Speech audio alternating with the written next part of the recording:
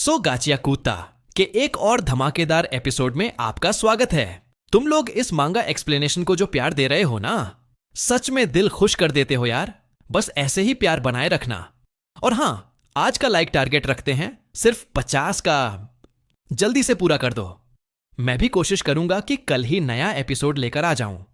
अगर तुमने पिछले एपिसोड्स मिस कर दिए हैं तो पहले जाकर वो देख लो, वरना आज वाला पार्ट तुम्हारे सिर के ऊपर से चला जाएगा। अब फ्लैशबैक में चलते हैं। हमने देखा था कि कुछ लोग एक मर्चेंट के बुलावे पर उसका सामान लाने जाते हैं, लेकिन वहीं अचानक एक रेडर आता है और ग्रीस को बुरी तरह मार देता है। अब स्टोरी पास्ट में जाती है। रूडो बचपन में दीवार पर अपना सिर मार रहा होता है। तभी रेक्टो आता है और उसे रोकता है। रूडो, ये क्या कर रहे हो तुम? रूडो कहता है, क्या गलत कर रहा हूं? आपने ही तो कहा था किसी को हर्ट मत करो, पर खुद को हर्ट करने से किसने रोका? वो टूट चुका था। मेरे पास कुछ भी नहीं है, कुछ भी नहीं। लेकिन अंदर से कुछ खाए जा रहा है। मैं बता भी नहीं सकता वो क्या है। बस खालीपन सा है अंदर। रेक्टो उसकी बात समझता है। शायद तुम अपने पेरेंट्स को मिस कर रहे हो, जिन्होंने तुम्हें छोड़ दिया। हो सकता है यही दर्द तुम्हें अंदर से खा रहा है। लेकिन रेक्टो आगे कहता है, इस दर्द से निकलने का एक ही तरीका है, वो करना जिसमें तुम्हारा दिल लगे, जो तुम्हें सच में खुश करे। एक दिन ये खालीपन भर जाएगा। बस सच्चे दिल से वो चीज ढूंढो जो तुम्हें प्यारी लगे। इसके बाद रेक्टो रूडो को अलग अलग जगहों पर ले जाता है, कभी बुक शॉप, कभी गेम्स, कभी कुकिंग। लेकिन कुछ भी ऐसा नहीं था जो रूडो को सच में अच्छा लगे। तभी वो कुछ देखता है, एक पुराने बॉक्स में पड़ी डस्टी डॉल। वो डॉल टूटी नहीं थी, बस फेंक दी गई थी। रूडो उसे उठाता है और रोने लगता है। ये अब तक टूटी नहीं है, फिर भी इसे फेंक दिया गया। मैं इसे फिर से ठीक करना चाहता हूं, पहले जैसा बनाना चाहता हूं। रेक्टो समझ जाता है। रूडो उन चीजों में वैल्यू देखता है जिन्हें लोग बेकार समझकर फेंक देते हैं। वो जो दूसरों को बेकार लगे, उसमें भी रूडो कुछ ढूंढ सकता है। अब वापस प्रेजेंट में। रूडो के हाथ में ग्रीस का लकी चार्म होता है। वो उसमें अपनी एनर्जी भरता है और वो चार्म बदलने लगता है। उसी जगह पर जेवर रेडर भी होता है। वो हैरान हो जाता है। ग्रीस बुरी हालत में है, लेकिन अब भी जिंदा है। ग्रीस धीरे बोलता है, तुमने अपनी पावर पहचान ली है रूडो। तुम्हारा पावर यही है, तुम उन चीजों में वैल्यू ढूंढ सकते हो जिन्हें दुनिया ने छोड़ दिया हो।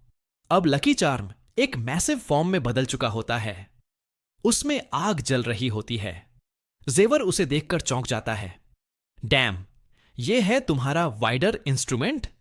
लेकिन यह करता क्या है? रूडो ग्रीस की तरफ देखता है। जिंदा रहो ग्रीस, मैं जल्दी आकर तुम्हें बचा लूंगा। Thank you. तुमने मुझे वो याद दिलाया जो मैं भूल गया था। अब उसकी आंखों में आत्मविश्वास है।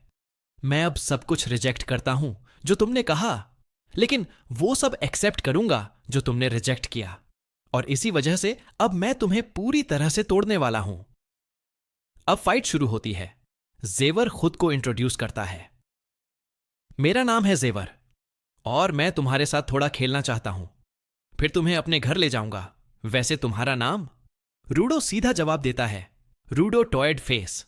जेवर हमला करता है, पर चौंक जाता है। अटैक मिस हो जाता है। रूडो अपनी जगह से हिला तक नहीं। रूडो उसे कहता है, फिर से अटैक करो। वो दोबारा हमला करता है, फिर से फेल। ब्लास्ट होता है, लेकिन रूडो टस से मस नहीं होता। जेवर पूरी तरह कंफ्यूज है। क्या हो रहा है? क्यों लग नहीं रहा? रूडो मुस्कुराता है।